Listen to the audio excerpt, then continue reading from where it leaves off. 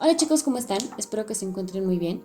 El día de hoy vamos a hablar de una nueva civilización. Como hemos visto en temas anteriores, estamos hablando acerca de las civilizaciones que fueron surgiendo con el paso de los años. Empezamos con las 4 civilizaciones agrícolas que dieron lugar, debido a su combinación, a la civilización griega o helenística, como también se le conocía, y esta termina cuando empieza el Imperio Romano o la civilización romana. Y es de lo que vamos a hablar el día de hoy. Vamos a hablar cómo es que se funda, cuál es su división social, su estructura social, su organización y algunos aspectos que se manejaban dentro de su vida cotidiana. Y bueno, para empezar a conocer nosotros cómo es que surge la civilización humana, vamos a hablar acerca de su fundación. Roma se funda gracias a la combinación de dos ciudades importantes o dos grupos sociales, que eran los latinos y los etruscos. Los latinos eran conocidos así porque era un grupo que venía de los Alpes que hablaban latín y entonces eran conocidos como los latinos, y los etruscos ya se encontraban en la zona de Italia, que es a donde llegan los latinos y donde se establecen. Ellos dieron origen, o la combinación de tanto los latinos como los etruscos, dan origen al pueblo romano a mediados del siglo VIII a.C. Vuelvo a repetir, ellos se establecen y dan origen al pueblo romano en lo que hoy es conocido como Italia o la región de Italia. La principal razón por la que ellos se unen en un inicio es para unir fuerzas, defenderse de aquellas personas o grupos sociales que querían atacarlos, y también con el fin de expandir su comercio. Y bueno, engrandecer su territorio. Tenemos una división social y dentro de esta división social nosotros vamos a ver 4 grupos principales. Tenemos a los patricios, los plebeyos, los libertos y los esclavos. Normalmente se ubican solo 3, pero en realidad son 4. Los primeros son los patricios, que eran todas aquellas personas ricas y privilegiadas y que podían participar en las votaciones políticas. Posteriormente tenemos a los plebeyos. Los plebeyos eran personas de escasos recursos que, si bien no tenían mucho dinero, tampoco eran extremadamente pobres. Y los plebeyos eran los que abarcaban la mayor cantidad de población. Después tenemos a los libertos o trabajadores. Los libertos o trabajadores eran aquellas personas que desarrollaban un oficio que contribuía a la sociedad, por ejemplo, panaderos, herreros, artesanos, etcétera, etcétera. ¿Sale? Estos libertos pues no tenían que rendir o trabajar por obligación, trabajaban por voluntad propia y bueno, tenían una remuneración por su trabajo. Finalmente tenemos a los esclavos. Los esclavos, al contrario de los libertos o los plebeyos, ellos estaban trabajando en contra de su voluntad, servían a familias ricas, poderosas o bien al gobierno, y bueno, trabajaban sus tierras y trabajaban para ellos sin algún goce de sueldo, porque eran esclavos. Las principales actividades que se realizaban en Roma eran la agricultura, como lo habíamos venido trabajando. Todas estas civilizaciones se desarrollaron a base de la agricultura, la cría o domesticación de animales. También en Roma se trabajó mucho lo que era la pesca y la navegación comercial y militar. Y sobre todo también, bueno, algunos oficios urbanos como los que ya mencioné hace rato, que eran los que trabajaban los libertos. Principalmente una de las cuestiones en las que más se enfocaron los romanos fue en la parte de la navegación comercial y militar, para poder expandir sus riquezas y sobre todo también para expandir su territorio. Los romanos tuvieron diferentes tipos de gobierno. Nosotros vamos a hablar de 3 tipos que son en los que se dividió la historia de Roma, que es la monarquía, la república y el imperio. Nosotros vamos a empezar con la monarquía. La monarquía empezó en el año 753 a.C. y terminó en el año 509 a.C. En este caso, como nosotros ya sabemos, una monarquía funciona con un rey a cargo, con un puesto hereditario y vitalicio. ¿Esto qué quiere decir? Que únicamente se va a cambiar de rey cuando éste muera, y el que va a subir al poder va a ser alguien de su descendencia, de su línea familiar. Es por eso que es hereditario y vitalicio. o sea que es básicamente de por vida. Cuando estuvo funcionando este tipo de gobierno en Roma, tuvo 7 reyes, de los cuales algunos eran etruscos y también latinos. Posterior a la monarquía surge la república. A diferencia de la monarquía, en la república había un senado de aproximadamente 300 integrantes que en conjunto elegían a 2 cónsules o jueces superiores. En estos recaía la responsabilidad de gobernar al pueblo romano, pero no tenían total autoridad, ya que si se quería tomar alguna decisión, ellos tenían que consultarlo primero con el Senado y en conjunto se aprobaba o se denegaban las decisiones para el pueblo romano. Durante este periodo de la República hubo una gran expansión territorial. Los romanos conquistaron varios pueblos y lograron sobre todo el control del mar Mediterráneo.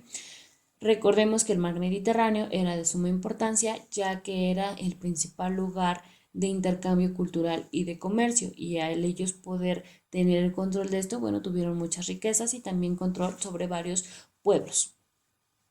La república terminó en el año 27 a.C., sobre todo porque estalló una guerra de luchas de poder, donde todos querían pues el poder o estar en esta parte de la zona privilegiada que era ser el Senado o ser los cónsules o los jueces superiores, y esto los llevó a tener un fin de lo que era la república.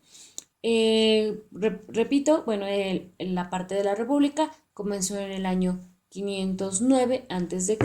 y terminó en el año 27 a.C. Y finalmente pasamos al imperio. El imperio fue el último periodo de la civilización romana que inició en el año 27 y a.C. y terminó en el año 476 después de Cristo. Tiene similitudes con la parte de la monarquía porque el poder de tener las decisiones y gobernar recae en una sola persona. En este caso era del emperador, que fue César Augusto, que era hijo de Julio César. Bueno, era hijo adoptivo de Julio César. Julio César murió a manos de los republicanos, ya que él quería establecer durante este periodo nuevamente una monarquía y por eso fue asesinado. En este caso de gobierno, todo el poder cae sobre el emperador, es el único que tiene autoridad, el único que decide qué se hace, qué no, y ya.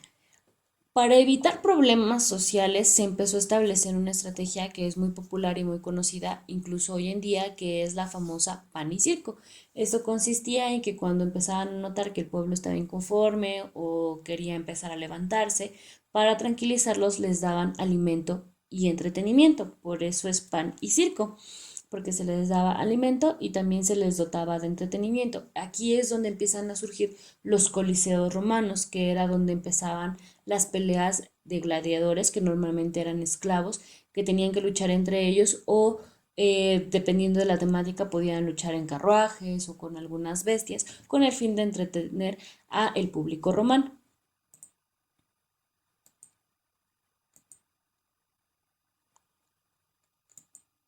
Vamos a hablar de la expansión y la organización. Bueno, durante esta etapa del imperio se dominaron alrededor de 40 países de Europa. Esto debido a que los romanos tenían gran extensión ya territorial, buen ejército militar y tenían habilidades también en el mar, en los navíos que les permitían controlar. Igual ya al controlar el mar Mediterráneo, pues tenían más accesibilidad a los demás lugares y podían conquistar más territorio. Al ser una ciudad sumamente grande, se construyeron una extensa red de caminos, de vías y puertos para comunicar ciudades y provincias y dentro de las mismas ciudades dotarlas de agua potable y de drenaje. Esto fue algo muy importante porque fue una de las principales ciudades grandes en tener este tipo de servicios, que si recordamos yo les comentaba cuando hablábamos acerca de las civilizaciones agrícolas que los pioneros fueron la civilización india, que fueron los primeros en hacer como un sistema de drenaje incluso antes que los romanos. Los romanos toman este conocimiento de la civilización india y la perfecciona para dotar no solo de drenajes a su ciudad, sino también de conductos de agua potable que abastecieran la ciudad en general, toda la ciudad que era bastante grande. En Roma, el denario de plata era la unidad monetaria con la que se manejaba la economía. El latín era el idioma oficial de Roma y algo muy característico que tenían los romanos cuando ellos llegaban a conquistar algún territorio nuevo era que ellos no imponían credos. ¿Esto qué quiere decir? Que les permitían a esas ciudades o poblaciones conquistadas conservar sus tradiciones, sus religiones, sus costumbres e incluso algunas veces llegaban a conservar hasta sus gobernantes. Esto siempre y cuando los romanos consideraban que el permitir conservar estas cosas no iba a afectar al imperio, o sea, no iba a afectar el dominio que el imperio pudiera tener sobre ellos. Algo que sí pasó con los cristianos y que vamos a ver más adelante. Fue una situación que no se supo sobrellevar y terminó en un conflicto realmente grande porque consideraban que realmente los cristianos sí podían afectar lo que era el dominio de el imperio romano. Pero siempre cuando esto no pasara, Roma no se interponía entre lo que ellos ya tenían establecido con las cuestiones nuevas que ellos querían o el tipo de vida que ellos tenían en la capital romana. Para el año de 285 después de Cristo, Roma se divide en dos. Se divide en Roma Occidente y Roma del Oriente. Esto se tomó la decisión de dividirlo así con la finalidad de poder gobernar adecuadamente, poder tener una buena administración del imperio y poder tener un mayor control de lo que era la población romana.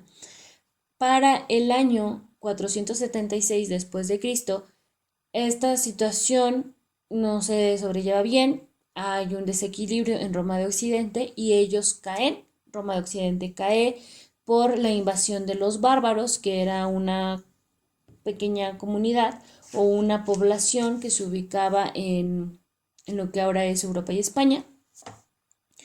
Y con la caída de Roma de Occidente es cuando empieza la Edad Media. Y posteriormente, años más tarde, también cae Roma de Oriente. Algunas características o algunas cuestiones que tenía mucho la población romana era que, o de las aportaciones que tuvieron, fueron principalmente en el deporte y en las artes. Los romanos aportaron mucho en esa parte. Algunos aspectos que los romanos realizaban en su vida cotidiana, en el caso de los ricos, era que estaban muy acostumbrados a gastar grandes sumas de dinero con el fin de conseguir cargos políticos en el gobierno. Si ellos no podían obtener o si su interés no iba hacia los cargos políticos, ellos también invertían su dinero para poder estudiar. Las principales profesiones que se estudiaban eran la medicina y las leyes. Los ricos también tenían la posibilidad de tener esclavos a su servicio. Eran personas que trabajaban en las propiedades de estas personas ricas con el fin principal de trabajar las tierras en la agricultura, la ganadería y poder así generar más ingresos para las familias ricas. En lo que era la sociedad en general o el pueblo o la mayor parte de la población se practicaban oficios. Estos eran algunos como la herrería, la artesanía, la actuación y la enseñanza, entre muchos otros. La agricultura y la cría de animales pues se podía ver en gran parte de la población, no solo con las personas ricas, sino también con los de clase media, los plebeyos, que eran pues más que nada para el sustento de sus propias familias. Empezaron a surgir mucho esta parte de los juegos, ¿sí? Con el fin de entretenimiento. Se era muy común ver a los adultos de clase alta estar practicando deportes como el juego de pelota o el tiro de disco, que eran deportes que les permitían estar en buena condición física y desarrollar sus habilidades. Normalmente estas actividades las desarrollaban hombres.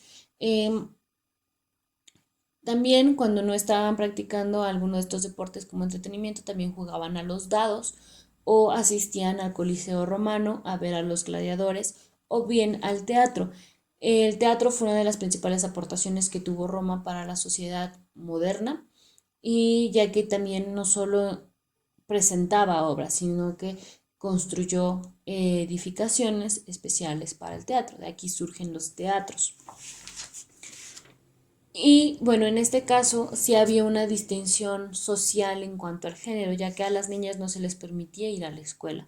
Las niñas se quedaban en casa y se les empezaba a preparar para el matrimonio desde edades muy cortas, que era desde los 7 años, porque normalmente era muy acostumbrado que las niñas pudieran casarse desde los 10 años. Incluso ser madres era muy común que las niñas fueran mamás desde los 13. ¿Sale? Entonces sí eran esposas muy jóvenes y eran madres todavía sumamente más jóvenes, pero era lo común en esa época.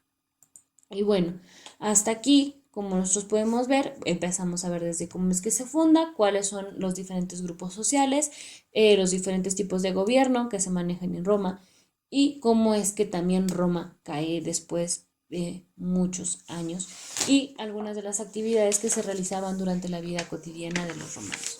Y bueno, espero que le hayan entendido, que lo hayan comprendido, que les haya gustado. Es un tema medianamente largo, no es muy largo, tampoco es muy corto, pero creo que es muchísimo más fácil de entender incluso que la civilización griega, que tiene como que hay ciertos detallitos que nos hace un poquito más difícil su comprensión. Pero bueno, de cualquier manera saben que si tienen alguna duda o algún comentario, lo pueden dejar en el video y con mucho gusto yo les estaré respondiendo. Bueno, nos vemos en un próximo video, espero que se encuentren muy bien y nos vemos. Adiós.